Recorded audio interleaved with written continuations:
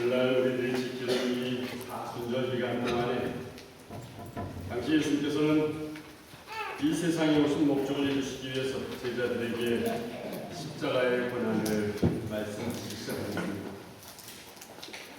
그러면 결국 예루살렘 성으로 가신 것입니다. 예루살렘 성에 입성하신 예수님께서는 이제 마태복음 22장에 들어서면서 계속해서 이 바리새파 사람들의 질문을 받는 토론을 벌였습니다. 이 바리새파 사람들은 아주 애매모호하다고 생각되는 율법으로 예수님을 함정에 빠뜨리려 했습니다. 예수님을 함정에 빠뜨리려고 헤롯 왕까지 공문을 해서 질문을 하기 시작합니다. 당시 로마 황제인 카이사에게 세금을 바치는 문제가 그랬습니다. 오늘 보면 17절에 기록이 되어 있습니다. 17절에 선생님이 생각하시는 것을 우리에게 말씀해 주십시오. 가이사에게 세금을 바치는 것이 옳습니까? 옳지 않습니까? 이런 질문의 배경은 이런 것입니다. 하나님을 절대적인 주인으로 고백하고 사는 이 유대인들입니다. 하나님 외에는 신이 없다는 것입니다. 그래서 로마 황제에게 세금을 바친다는 것은 로마 황제가 자신의 주인을 하고 인정하는 것과 같은 것을 생각을 하고 있는 것입니다. 가이사에게 세금을 바친 것이 옳습니까? 옳지 않습니까? 예수님께서 어떤 대답을 하시는지 문제가 일어나고 어떤 대답을 하시는지 이들은 예수님을 반박하는 그런 질문을 지금 하고 있는 것입니다. 세금을 바치는 것이 인정한다면 유대인들이 싫어하고 세금을 바치는 것이 옳지 않다고 하면 또 로마인들에게 또 곤란을 당하실 거라는 그런 질문인 것입니다. 근데 오늘 본문을 보니까 우리 예수님께서는 조금 더 흔들리지 아니하시고 강조하시면서 대답을 하십니다. 21절 후반절입니다. 같이 읽어봅시다. 가이사의 것은 가이사에게 주어지라. 그리고 하나님의 것은 하나님께 주어지라. 또 오늘 보면 36절에 보면 어느 율법 전문가가 예수님께 이런 질문합니다. 선생님, 이 율법에서 가장 중요한 것이 어떤 것입니까?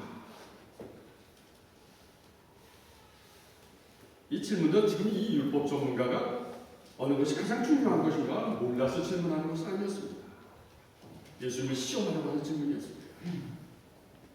네, 예수님께서는 아주 간단하게 요약해서 대답을 하십니다. 37절입니다. 같이 읽어봅니다. 내 모든 마음과 모든 목숨과 모든 정성을 다해서 내 하나님을 사랑하라. 예수님은 하나님을 사랑하는 것이 가장 중요하고 우선되는 계명이다 말씀하십니다. 근데 그것을 그치지 않습니다. 또 설명하십니다. 39절입니다. 같이 읽어봅니다. 두 번째 계명은 내 이웃을 내 자신처럼 사랑하여라 하는데 이것도 첫째 계명과 같이 중요하다. 그렇습니다. 예수님께서는 애매모호하고 위험한 결과를 가져올 수 있는 질문도 분명하고 논리적으로 대답을 하시고 계신 것입니다. 그런데 오늘 본문을 계속해서 읽어가다 보면 아주 특이한 장면이 기록되어 있는 것을 봐요. 이 특이하다는 것은 예수님께서 계속해서 질문을 받으시다 갑자기 예수님께서 그들에게 질문을 하신 것입니다. 42절 전반절입니다. 같이 읽어봅니다.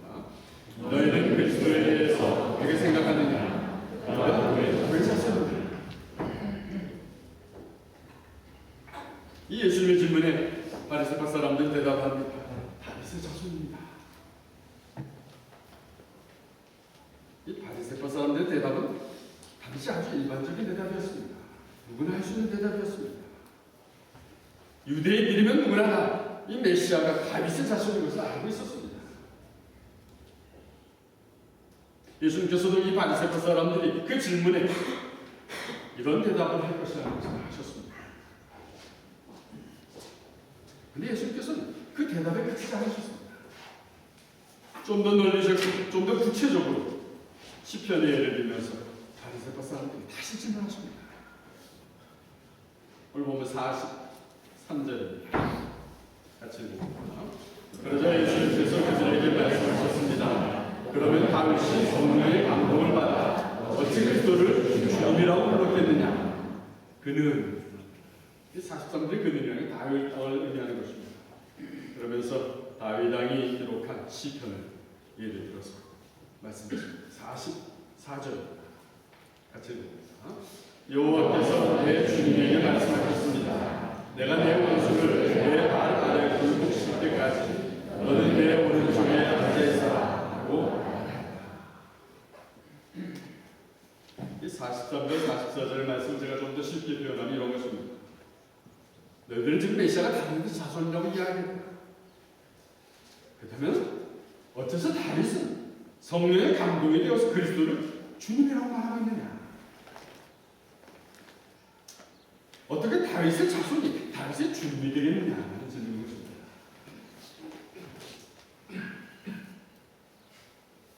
저는 오늘 예수님의 이 질문을 통해서 우리들의 신앙생활에 본질적으로 아주 중요한 두 가지 원리를 깨닫게 됩니다. 먼저 예수님의 질문을 통해서 우리는 성령이 어떻게 기록되어 있는가를 설명하신 예수님의 말씀을 깨닫게 됩니다.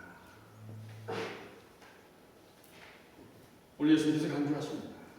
다윗이 시편을 기록할 때, 다윗이 하나님의 말씀을 기록할 때, 그 다윗은 그냥 자신의 생각을 기록했다라고 표현하지 않습니다. 성령의 감동으로 기록했다라고 표현하십니다. 그런데 오늘 많은 사람들은 어떻습니까? 이 성경을 하나님의 말씀으로 인정하지 않는 것입니다. 이 성경은 단순히 유대인들의 역사라고 생각하는 것입니다. 이 성경은 사람들이 기록한 사람들의 이야기라고 주장하는 것입니다. 그러나 우리 예수님께서는 분명하게 선포하십니다. 다윗은 성령의 감동이 되어서 시편을 기록했다. 성령의 감동이 되어서 말씀을 기록했다. 성경은 인간의 지식이나 인간의 경험이나 인간의 철학으로 기록된 것이 아니라는 것입니다. 성경은 성령의 감동으로 기록된 것입니다. 물론 하나님께서 인간의 손을 사용하시긴 했습니다. 인간의 능력도 사용하시긴 했습니다. 그러나 성경을 기록하게 하신 분은 하나님이시라는 사실입니다. 오늘날 우리가 읽고 있는 이 성경은 40명이나 되는 기록자들에 의해서 기록된 것입니다. 이 40명이라는 사람들은 각계각층의 사람들이었습니다. 그들의 역사적인 배경, 그들이 살고 있는 환경 다 달랐던 사람들입니다. 그리고 또 1500년이나 긴 세월의 차이를 두고 기록한 책이 바로 성경인 것입니다. 그런데 우리들이 이 성경을 읽을 때마다 놀라게 되는 것이 있습니다. 그것은 이 성경의 주제가 어쩜 그렇게 같을까 하는 사실입니다. 어떻게 그렇게 통일성이 있는가 하는 것입니다. 여러분들은 그 이유가 무엇이라고 생각해 보십니까? 각계각층의 사람, 역사적인 배경도 다른 사람, 많은 세월의 차이를 두고 기록된 이 성경이 어떻게 통일성을 갖추고 있을까? 그게 너무 간단합니다. 오늘 예수님께서 말씀하는 것처럼 성경을 기록한 각자가 성령의 감동에서 기록한 책이기 때문에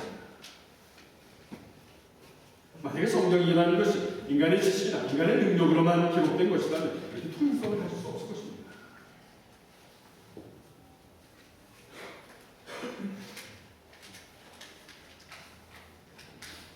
그런데 많은 사람들이 이런 질문을 하고 있습니다.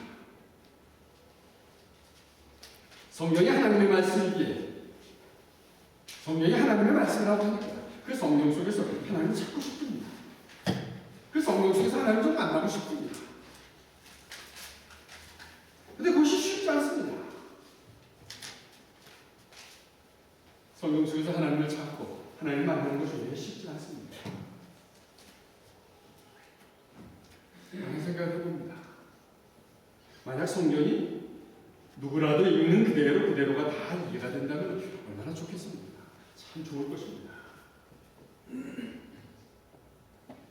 그러나 정말 누구나 읽는 대로 다 읽게 된다면 성경이라는 것은 더 이상 가치가 없는 것이라고 저는 확신합니다. 왜냐하면 그렇게 이해가 되는 성경이라면 사람들이 쓰는 일반 소설책이나 다름이 되는 것입니다. 그러나 성경에는 하나님의 지혜가 담겨있는 책입니다. 성경에는 하나님의 깊고도 넓은 생각이 담겨있는 책입니다. 그래서 이 성경을 우리가 영역을 가지고 읽지 않는다면 하나님의 지혜와 생각이 잘 보여지지도 않고 찾아지도 않고 또 이해가 되어지도 않는 것입니다. 그런데 우리가 하나님의 생각을 깨달을 수 있는 훈련이 되어 있다면 우리의 상황은 달라질 것입니다. 우리도 성령의 감동을 받게 된다면 그때는 우리에게 이 하나님의 말씀이 풀소리처럼 가게 될 것입니다. 오묘하게 느껴질 것입니다. 우리가 성령의 말씀을 영의 눈을 가지고 읽을 때 하나님의 세계가 보여집니다. 믿음이 생겨질 것입니다. 그리고 그 믿음을 통해서 우리는 하나님을 발견하게 될 것입니다. 이것이 오늘 예수님께서 강조하시는 성경만인 것입니다. 또 오늘 예수님께서 바리새파 사람들에게 하시는 이 너희는 그리스도에 대해서 어떻게 생각하는가? 이 질문을 통해서 우리들이 깨닫게 된 또 한 가지 중요한 사실이 있습니다. 그것은 예수님이 그리스도이시라는 사실입니다. 예수님이 메시아라는 사실입니다. 예수님께서는 오늘 다윗의 시편 말씀을 인용하시고 계십니다. 오늘 보면 44절은 시편 110편 1절을 인용하신 것입니다. 그래서 예수님은 그리스도에 대해서 설명하십니다. 그런데 지금 예수님께서 그리스도에 대해서 메시아에 대해서 설명하시는 이유가 있으셨습니다. 그 이유는 이런 것입니다. 당시 유대인들은 구약 성경에 기록되어 있는 이 메시아에 관한 말씀입니다. 메시아로 오신 예수님이 같은 분이시다라는 사실을 거부하고 있었습니다. 사람으로 이 땅에 오신 예수님은 메시아일 수가 없다는 것입니다. 사람이 어떻게 우리를 구원합니까? 거부했습니다. 또 예수님께서는 늘 강조하셨습니다. 자신의 하나님과 동등하다. 이 자신의 하나님과 동등하다고 선포하시는 것이 유대인들이 싫었습니다. 그래서 예수님을 공경에 빠뜨리려고 항상 엉뚱한 일을 벌인 것입니다. 가만히 생각해 보면 이 바리새인들의 모습이 얼마나 어리석은 모습이었습니까? 이들은 구약의 성경 말씀들을 줄줄 외우고 있는 사람들이었습니다. 이들이 줄줄 외우고 있는 말씀이 기록한 그대로 예수님이 땅에 오셨습니다. 근데 그 예수님을 도대체 알지 못하는 것입니다. 예수님께서는 그것이 답답하셔서 지금 바리새인들이 존경한 다윗의 왕, 다윗 왕의 시를 인용하시면서 그들에게 질문하시고 하시는 것입니다.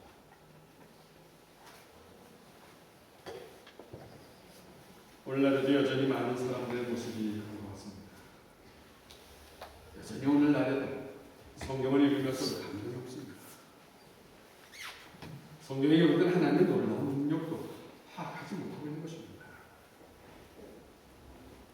더욱 심각한 문제는 이 성경이 내 마음대로 이해되지 않는다고 해서 성경을 자기 마음대로 해석하는 것입니다.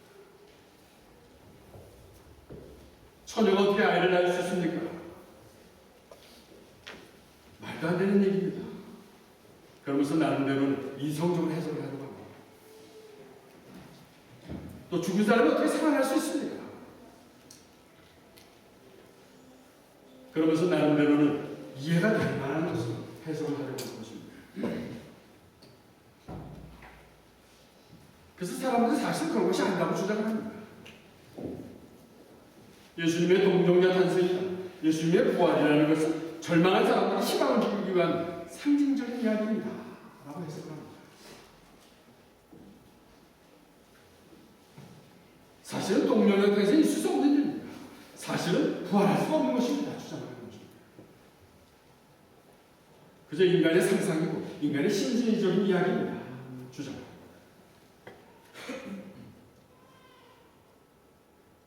근데 여기 아주 중요한 우리 신앙의 간격이 있습니다. 과연 우리의 신앙이라는 것이 상징적인 것입니다. 과연 우리의 신앙이라는 것이 이 심리적인 것입니다. 과연 신앙이 우리의 이성과 우리의 상식과 우리의 논리에 있는 것입니다.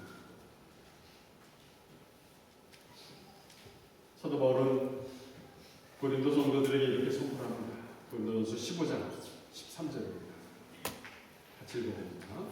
죽은 자들의 부활이 없다면 그리스도께서도 다시 살아나지 않으실 것입니다. 죽은 자들의 부활이 없다면 그리스도께서 다시 살아나지 않으실 것입니다. 14절에서 이렇게 보입니다. 14절입니다. 같이 읽어봅니다. 그리고 그리스도께서 다시 살아나지 못하셨다면 우리가 저보다 더욱더 헛되며 여러분들의 믿음도 헛될 것입니다. 만약에 예수님이 죽어서 없어지는 우리 인간과 똑같은 존재라면 누가 그 예수님을 구원자라고 따르겠습니까? 누가 그 예수님을 메시아라고 고백을 하겠습니까? 그러나 예수님은 우리를 위해 이 땅에 오신 그리스도이십니다. 메시아이십니다. 구원자이십니다. 그건 하나님이십니다. 하나님이시기에 가능한 것입니다. 놀라운 기적들을 행한 것도 하나님이시기에 가능한 것입니다. 그리고 죽으셨지만 다시 부활하신 것도 하나님이시기에 가능한 것입니다. 이런 사실을 내가 믿음으로 받아들일 수 있을 때에 그때부터 메시아의 능력이라는 것은 나에게 나타나는 것입니다. 이것이 신앙이고 이것이 믿음인 것입니다.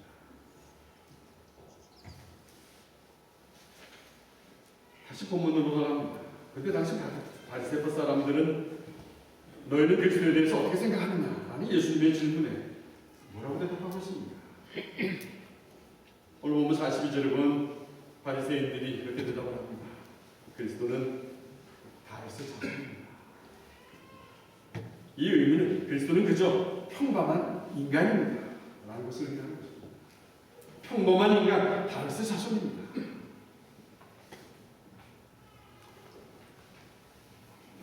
그래서 우리가 이 살펴본 대로 예수님께서는 바리새인들에게 43절에서 다시 질문하십니다.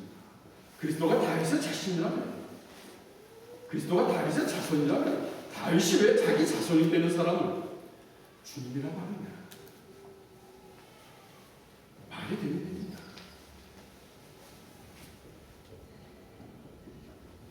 이런 말씀을 하시는 예수님의 생각을 어떤 것입니까? 너희들이 위대하다고 믿고 있는 다윗 왕이 그리스도를 정말 자기 자손으로만 생각하고 있었다면 어째서 다윗이 주님을, 다윗 그리스도를 주님이라고 할 수 있겠습니까?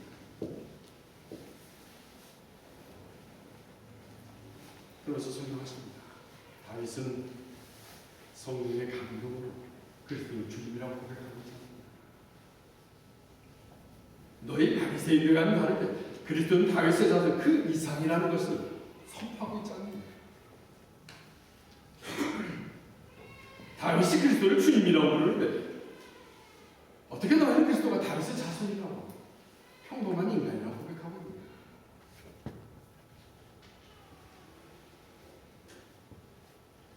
43절에서 이런 질문을 받고 이런 대답을 들은 바리새인들의 반응이 이제 어떻습니까?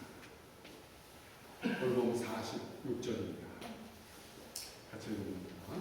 아무도 예수님께 한마디도 대답하지 못했으나 그 이후로 아무도 예수님께 감히 질문을 하려고 하지 않았습니다. 당시 바리새인들은 예수님의 진정하고 논리적인 말씀에 감히 항상 대답할 수가 없었다. 그동안 자신들의 생각이 잘못된 것임을 알게 되었습니다. 그래서 이들은 침묵할 수밖에 없었습니다. 가만히 생각해 봅니다. 지금 예수님께 와서 질문을 했던 이 사람들, 그 사람들은 어떤 사람들이었습니까? 이들은 스스로는 하나님을 정말 사랑한다고 하는 사람들이었습니다. 하나님 말씀을 외우면서 하나님을 잘 알아가는 사람이었습니다. 근데 이들이 예수님께 질문한 내용은 얼마나 어리석은 내용입니다. 이 질문의 내용이 얼마나 하나님을 모르면서 하는 것들이었습니다. 이 질문의 내용이 얼마나 불신앙적인 것들이었습니다. 오늘 본문에 등장하는 바리새인과 사두개인들은 말로는 늘 하나님을 사랑한다는 사람들이었습니다. 근데 사실은 자기를 사랑하는 것에 더 관심이 있었던 사람들이었어요. 자신들의 지식이 최고라고 주장을 하고 있습니다. 자신들의 생각이 맞는 것이라고 주장하고 있습니다. 그것도 자신들이 사랑한다는 이 하나님 앞에서 말입니다. 이 하나님 앞에서 자신들을 주장하고 있는 것입니다. 그러다 결국은 감히 아무 말도 하지 못하는 상황에 빠지게 된 것입니다. 사랑하는 여러분, 그냥 누구든지 하나님이 나의 삶의 주인이십니다 확신할 수 있다면 그 사람은 제 가슴으로 하나님을 사랑하는 것입니다. 말로가 아니라 가슴으로 하나님을 사랑하는 것입니다. 누구든지 하나님이 나의 삶의 주인이십니다 확신한다면 이 모양 저 모양으로 의심하면서 예수를 시험하지 않을 것입니다. 사실은 돈이 아까워서 로마의 황제의 세금을 내지 못하면서도 마치 하나님 무척이나 사랑하시기에 이 황제에게 세금을 바치는 옳지 않는 일을 절대로 하지 않습니다. 주저하는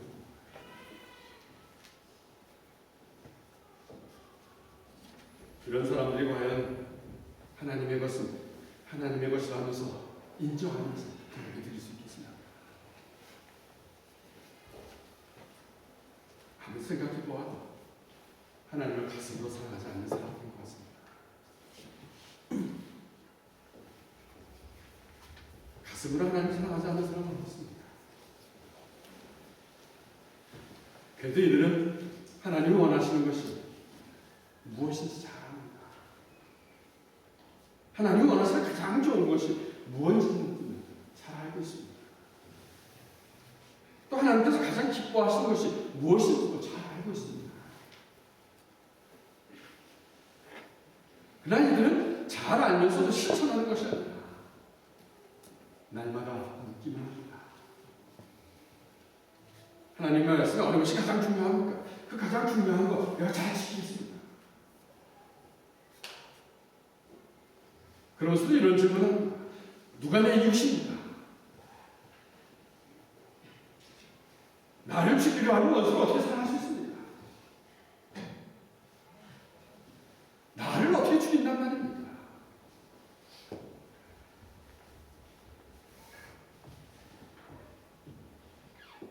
하나님의 말씀을 잘 알면서도 날마다 묻기만 하는 거죠.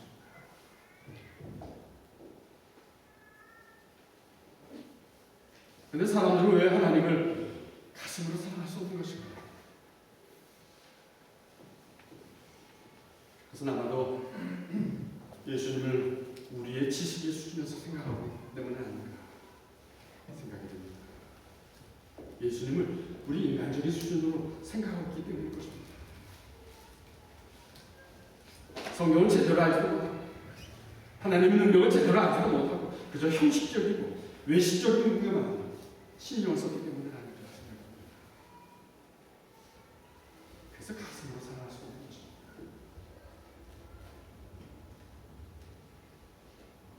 그러나 진정 예수님이 나를 위해 십자가에 돌아가셨습니다. 가슴으로 느껴진다면 어떻습니까? 그리고 나를 위해서 부활하셨습니다. 라는 것을 믿는다면 어떻습니까? 그렇다면 그렇게 시시하게 하나님을 사랑할 수는 없을 것입니다.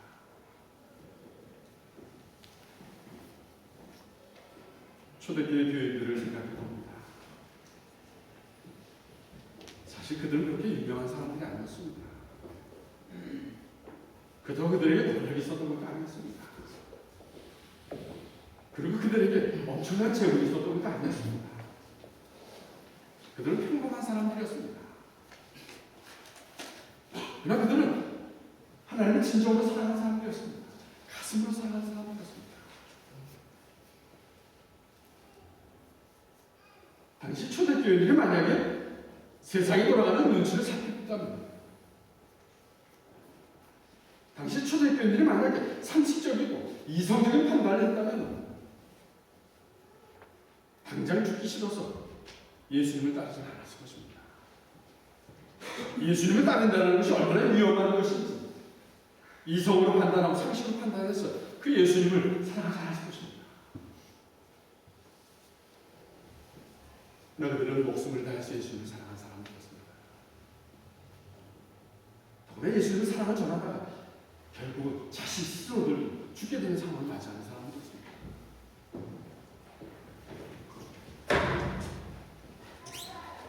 그 죽게 되는 상황을 맞이하면서도 이들이 끝까지 포기하지 않는 것이 있었습니다. 그것은 예수님 우리의 삶의 주인이십니다. 예수님이 가장 귀하고 가장 높으신 분이십니다. 하는 사실입니다. 예수님의 소망이시고 예수님의 능력이 되십니다. 하는 사실입니다. 그 어떤 세력도 예수님이 이길 수 없습니다. 하는 사실입니다. 핍박자들이 자신을 죽인다 해도 예수님은 죽지 않습니다. 하는 사실입니다. 이것이 예수 그리스도를 주님으로 고백하는 믿음의 사람들이 갖게 되는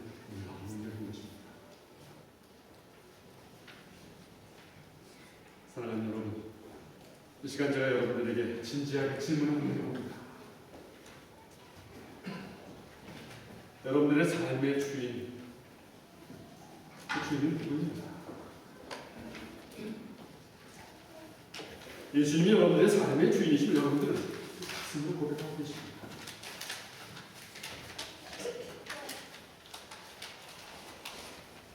그런데 예수님이 우리의 삶의 주인이시는 이유가 있습니다. 예수님은 그리스도이십니다. 예수님은 하나님이십니다. 예수님은 가장 귀하고 높으신 분이십니다. 그 예수님이 영원히 죽을 수밖에 없는 우리를 부르신 것입니다. 우리를 부르시고 우리의 죄를 사하여 주십니다. 우리의 죄를 사하여 주시기 위해서 십자가를 지셨습니다. 고통을 당하셨습니다. 죽으셨습니다. 그리고 우리에게 생명을 주셨기 때문입니다. 그뿐만 아니라 지금 이 순간도 우리의 삶의 주인은 주님이십니다. 고백할 때 그 주님 우리의 삶을 일일이 간섭하시고 계획하신 것입니다. 이 예수님을 여러분들이 이제 어찌해야 합니까? 이 예수님을 우리들이 이제 어찌해야 합니까? 특별히 이 사순절 기간에 여러분들이 이 예수님을 더 깊이 묵상하기를 간절히 축원합니다. 그리고 여러분들의 삶을 통해서 이 예수님을 전해야 하는 것입니다. 여러분들의 가슴으로 사랑하는 이 예수님, 여러분들의 입술을 통해서 전해야 하는 것입니다. 예수님은 우리를 사랑하셔서 죽임을 당하셨습니다. 예수님은 우리를 위해서 다시 살아나셨습니다. 전해야 하는 것입니다. 이런 저와 여러분 되시기를 간절히 축원합니다. 기도하겠습니다. 우리의 구세주가 되시고 우리의 메시아가 되신 주님, 그 옛날 바리새인들처럼 오늘 우리가 말로는 하나님을 사랑한다고 하지만 정작은 나 자신을 사랑하는 것에 더 관심이 많은 어리석은 사람이 되돌아보게 됩니다. 하나님 우리에게 주신 말씀들을 잘 알면서도 삶에 실천하기보다는 늘 질문만을 하고 있는 우리의 모습들임을 깨닫게 됩니다. 말씀을 우리의 삶에 실천하기 어려울 때는 그 말씀을 의심하였습니다. 말씀이 이해가 되지 않을 때에는 때로는 내 마음대로 해석하며 하나님의 말씀대로 순종하지 못한 우리들을 고백하게 됩니다. 그러나 주님을 우리의 가슴으로 사랑할 수 있도록 성령으로 도와주시옵소서. 죽을 수밖에 없는 우리들에게 새 생명을 주신 주님이 그리스도이시고 그분이 우리의 메시아이심을 선포하며 살아갈 수 있도록 성령으로 도와주시옵소서. 예수님의 이름으로 기도드렸습니다.